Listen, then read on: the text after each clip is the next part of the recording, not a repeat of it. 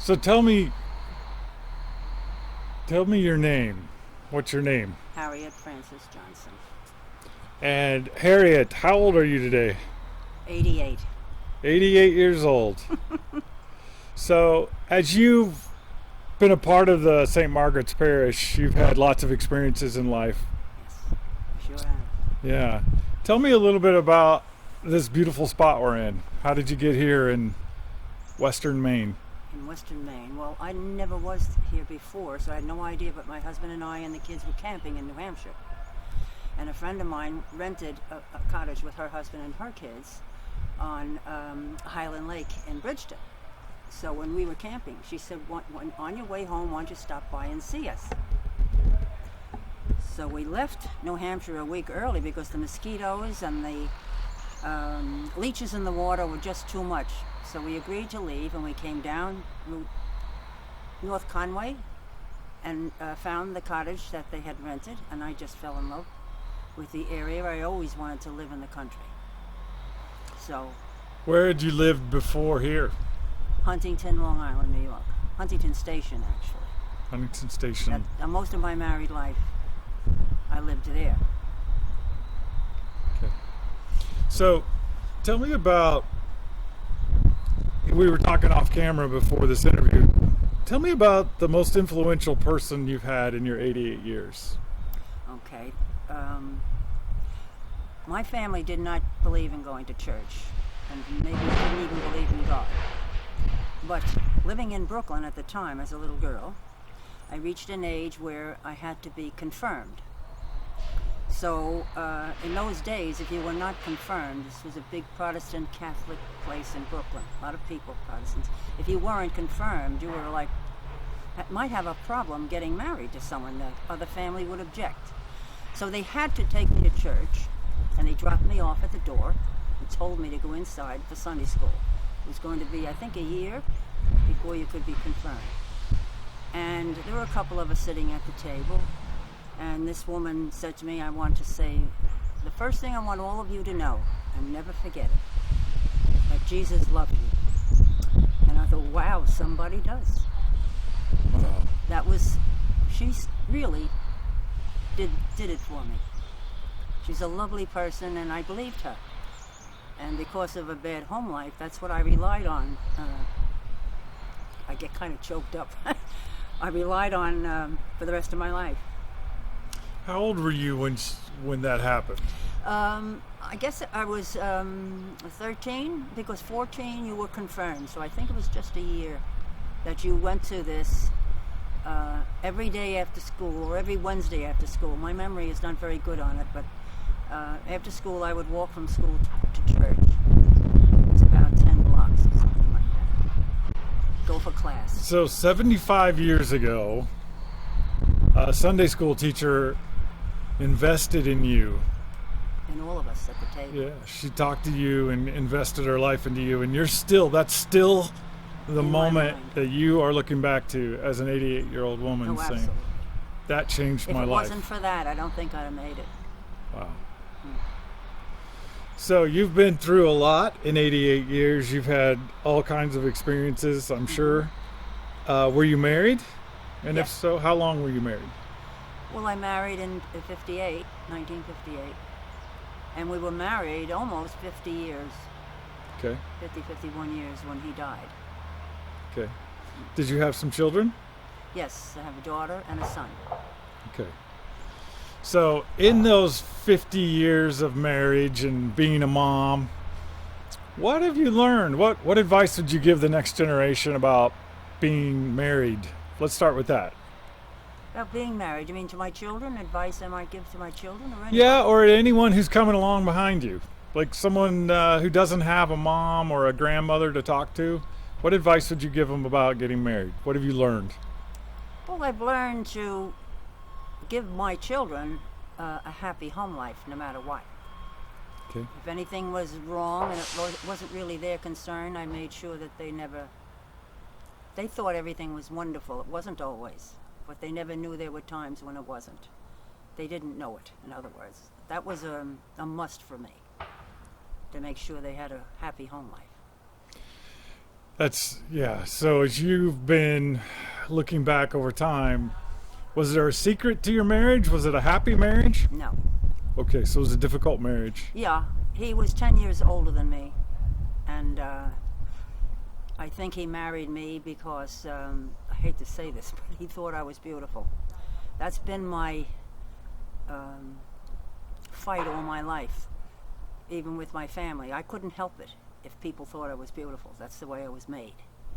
But at times, jealousy bothered me. But he married me. He was 35, and he was the youngest son in the family.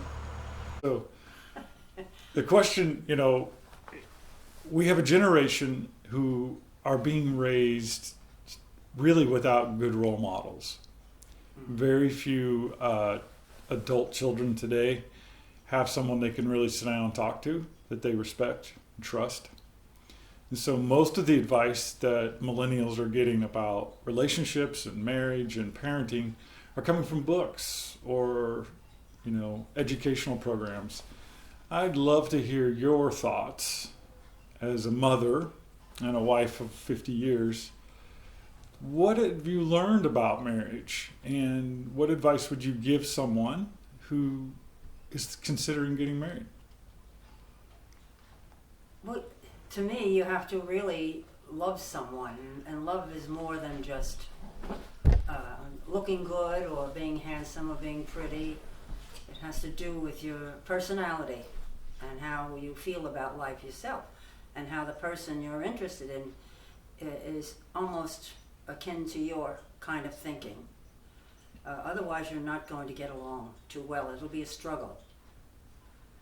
I think you have to be partners, just like a business is. Maybe have the same likes and dislikes somewhere along the line that you can share. You don't have to have a lot of them, maybe even just one. But it's a partnership marriage. It's not all love and romance and all that, because reality sets in after a while, and you have to have some kind of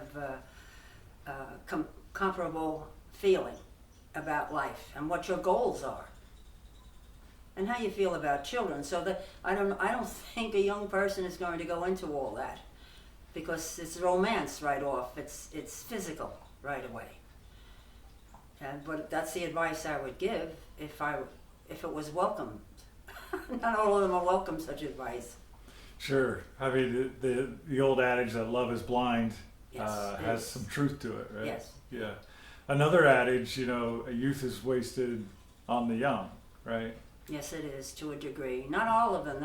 There are some people who make big deals out of their young life. But, you learn about them in books or TV or whatever, and you're amazed at how they've accomplished. Yeah. But I think it's because they had a good family background for encouragement. Their parents, I think, gave them that. Although there are some people who had a terrible home life and accomplished miracles. Yeah. It seems that a healthy family life would be a good foundation to build from. Oh, absolutely. Yeah. And anyone who has that, I think after a while they realize how important that was. Yeah, so it sounds to me like as you grew up, you got married young to an older man, Well, I wasn't married until I was 25. right? So at 25, you're married to a 35-year-old. Yes, And you end up having a boy and a girl. right. You raised them. You had to have learned some of the parenting sort of lessons that come with life. What was most important in your parenting? Well, to give them independence. Mm-hmm. I wanted them to have that. That was upmost in my mind, because I lived a life of control with my own family. So I wanted them to be free. But I also brought them to church, and I wanted them to know about God. They went to Sunday. I made sure they went to Sunday school. And that they ate well, they ate properly. I was born in the Depression, and I didn't see a piece of fruit until I was 14. So it has a lot to do with health. And I had poor health as a result of that as a kid. So I wanted my children, and that was a battle. Getting them to eat vegetables, that were good for them and things like that. So those are, eat properly and be free and enjoy life. I wanted them to, and I wanted them always in my mind to experience living in the country. So that was a goal in the back of my mind for my family, to live this kind of a life in the country. Because I was born and raised in Brooklyn, which is an entirely different ballpark. And Huntington Station, Long Island was a nice place for them to live. I made sure that I made all the decisions. I sound like a bossy person, but I had to be. Because my husband he would have been happy to stay in the apartment and have no children for the rest of his life. That's what I found out. So I saved my first 2 years of working in my marriage. I saved all my money to find a home and in the right place. And as my sister used to say, doggone it, everything she plans, it happens. Used to annoy her. But I had goals. I was finally free myself and realized what was important in life. A good home life, place to go on vacation and have some fun, things like that. So it sounds to me like you were determined to provide your children things that you didn't have. Right, absolutely. Yeah. So as you matured, as your kids grew up, and you kind of went through this process of stepping further into your faith, what role did your faith have in your marriage when things were hard? Well, it's funny being introduced to Jesus that way. I went to church every Sunday and learned about how to think. And my connection with God at the time was always, for many years, asking, would you help me get this? Would you help me get that? I relied on him for anything that was worrying me. But that was the process of being married, having children, and I actually started to grow up in my faith. I didn't become a holier than thou or anything like that. I was like, if I was worried about something, that's when he heard from me, which wasn't very nice, But that was my case then, through my married life, and through my home life too. It kind of carried over. It wasn't until, I would say, my husband died and I'm here by myself, when I could actually be very close to God and talking to him about the things that I have enjoyed. Thank you for this, and I've had a good time today. Wasn't that fun? He's become closer to me now that I'm alone.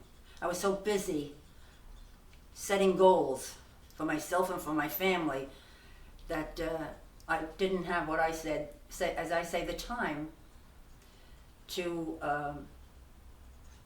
speak with him. So every day, when I'm having my lunch, I have a nice drink. That's my one drink a day. I have what I call, what do you call it, victuals and something or other, but I joke about it. This is when I have my cocktail. I have my cheese and crackers and everything. And while I'm making it out in the kitchen, I gaze out the window at this beautiful scenery, and I thank him for everything he did for me. Every day. That's my daytime with him. My nighttime in bed is spent praying for others. Because there's so many people that are in trouble and health and things like that. And also thanking him. I always thank him twice a day. But the daytime one is I lift up my drink and I thank him for being my father. Because I had no parents, personally. He was really my father. Yeah. And everything I have, he gave me because I asked for it and he gave it to me. Interesting. Yeah, so it sounds to me like that in these last few decades that you've been out here on the lake, you've been able to explore a deeper relationship with God. Absolutely. Yeah. Yes. And an astounding thing happened to me. And I don't know if you believe me. I remember telling this to my friend and she froze. Because people kind of doubt what you're, or maybe you're a little crazy, they think. But when we moved from Huntington to Bridgeton, Maine, we got a farm. We lived on a farm because they wouldn't let me build year-round here. So after my 70th birthday, I think it was I can't think of the date right now. I always remember the 2003, maybe. In July, towards the end of July, I went to bed one night and sound asleep. And I was awakened, and I swear I wouldn't lie to you. He was standing at the end of the bed. Jesus was. I couldn't see his face at all. But he was dressed in it was sparkly, like white and blue and gold. And it was so quick. And he just stood there. And I felt, did you ever hit your elbow on something, that awful feeling?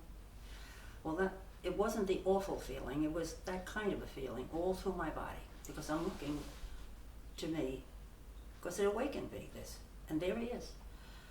And he said nothing to me. And then he just was gone.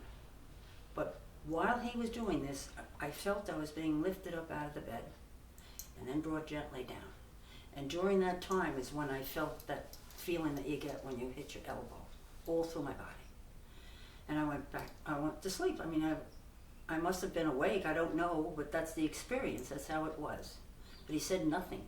Now when I told my husband, he started to cry, believe it or not. And I told my children, they got a little scared. People give you different reactions when you try to tell them, this. And, but the problem is, I don't know why. I don't know. I have no reason why. So, yeah, that was going to be my question was, what do you think the significance of that visit was? I've tried to think of, am I supposed to do something? But I don't know what that is. How long after that did your husband pass? Well, he passed here in 2009 when we were living here. So 4 years later? Yeah, I guess so. I'd have to think and add up these things. I'm trying to remember. So you said around 2003 or 2005 you had this experience? No, it was, I think, 2003 when we were in the farm. So and 5 years later, I guess, 6 years later, 2009 you said he passed? No, we moved to the farm in 1985. Okay. Okay? And I had a lot of wonderful experiences there living. Joined the garden club and that whole bit. I had a very good life there. But my marriage was not good. And a couple of times I thought of getting a divorce, and my son talked me out of it.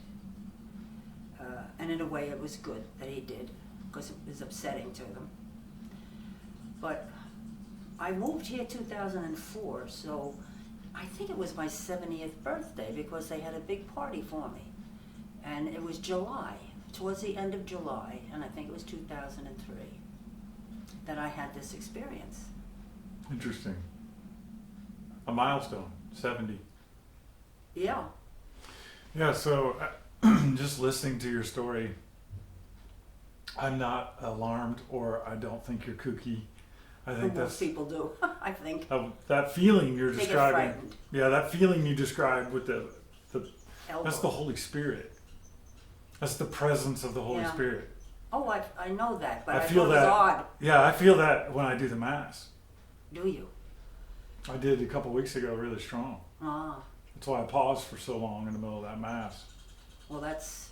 So I felt that yeah, presence. because you're standing in front of everybody, and this is happening to you. Yeah, so I've often been visited, if you will. I have never physically seen Christ, but I've definitely felt His presence. And I'm often wondering why He's there too. because he doesn't No, but always yeah. explain himself. Yeah, but you're doing what he wants you to do. So were you, evidently. I don't know. I mean, Yeah, I was- so let me help interpret that just from my own experiences and for those listening. You know, when the presence of Christ shows up like that, and it is an affirmation, right, that he's with you. No, absolutely. It's a comfort and a confirmation that you are not alone. And so at 70, you're entering probably a new season of your life. You didn't know what was ahead, but I think he was signaling to you that he was with you and he would be with you as you go into your future. And you were about to become a widow in a few years. Well, it's funny how you describe it, and maybe you're right. I was starting to think that he was trying to tell me that he really is. But I always knew that anyway. But I thought that was a reward to me. Well, it is in the sense that I think the Holy Spirit will often comfort us, because one of the names of the Holy Spirit is Comforter. Right. And so the comfort is the realization that I am in the will of God. I am where I'm supposed to be. And going forward, I'm not going to be abandoned. I'm not going to be left alone. And I'm sure that had to No, be... I never felt that. Yeah. I never felt that. Trying to find out is there something I'm supposed to do was not successful for me. Yeah, I It was don't a think while that... ago. Yeah.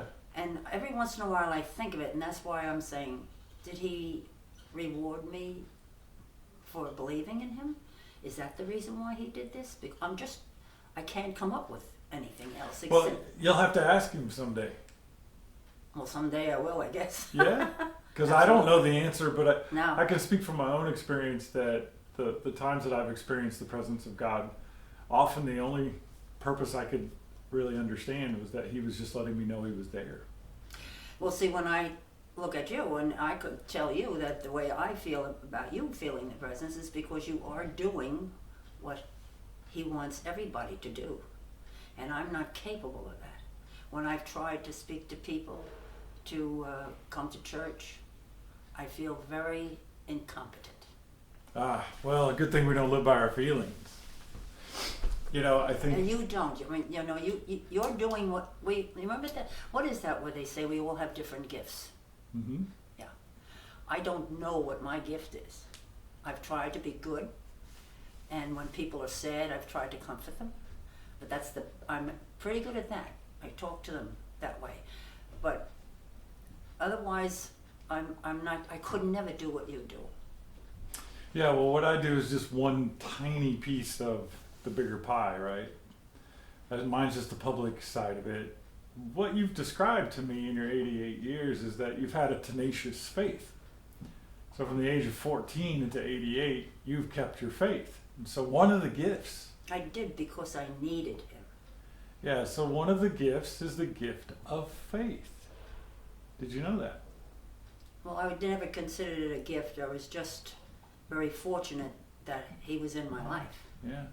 So... And that he loved me, you see. Yeah, so the tenaciousness of your faith is in itself a testimony to God. So you have no idea the impact that's had on your children and your grandchildren. I don't know.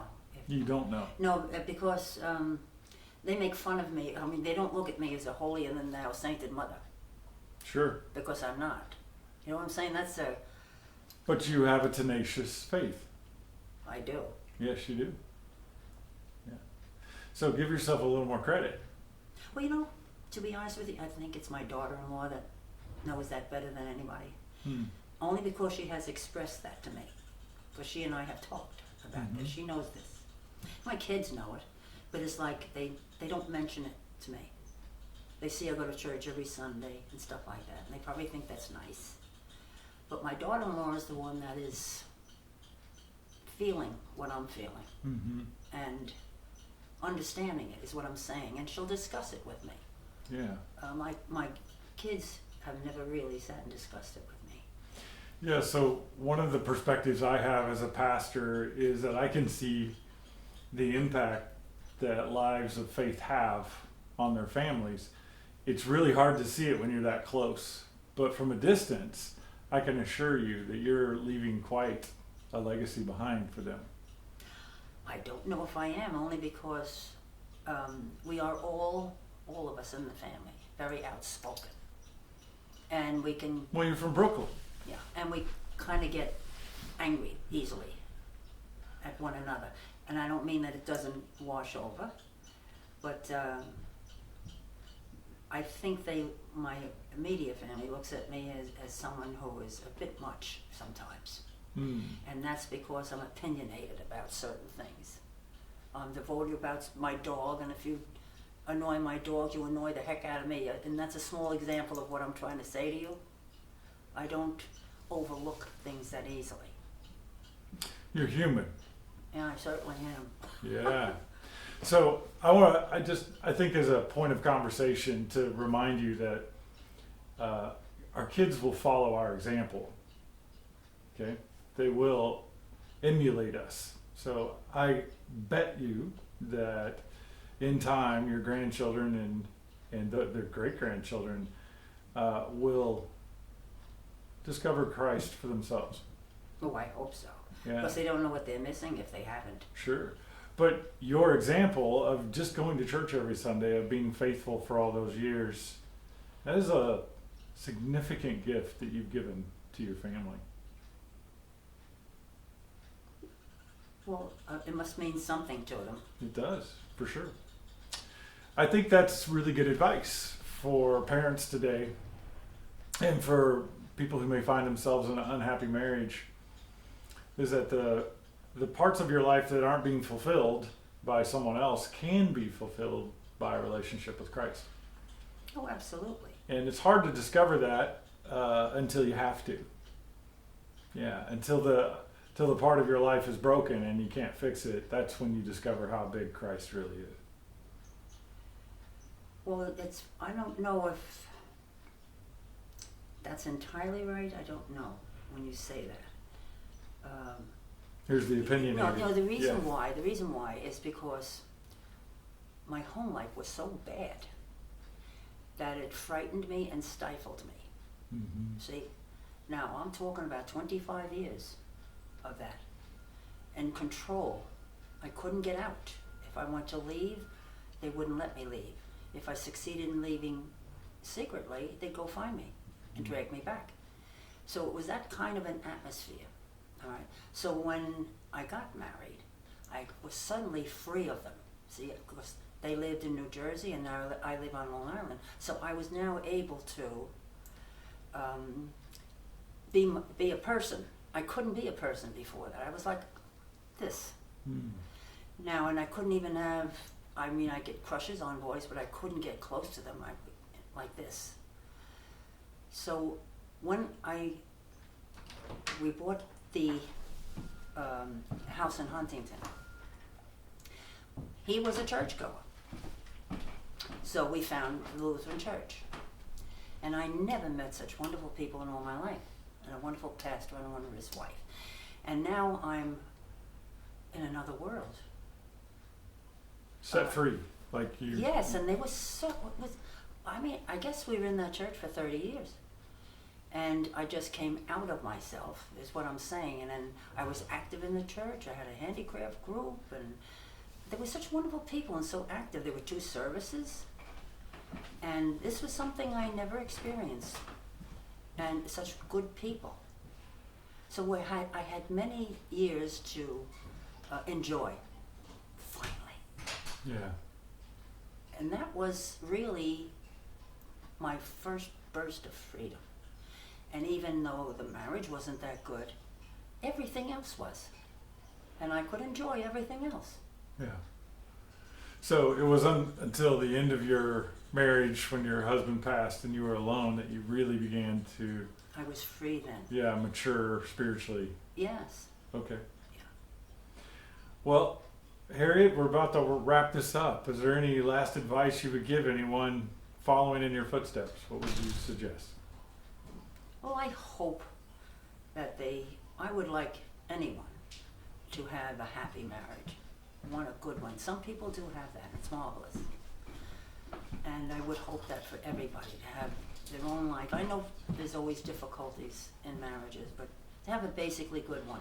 And I know there are people who have had them. I was relieved when my husband died. I was free from him. My friend who comes up next door, she had a good marriage with her husband and she's still grieving and missing him. And I feel so sorry for her. So I'm wondering who was better off. Right. Yeah. Isn't that a funny thing? Yeah. But they've had many years of good times. So I do think they were better off in that respect. So I'm glad when somebody has a good time and has happy memories of their marriage. I think it's grand. Yeah.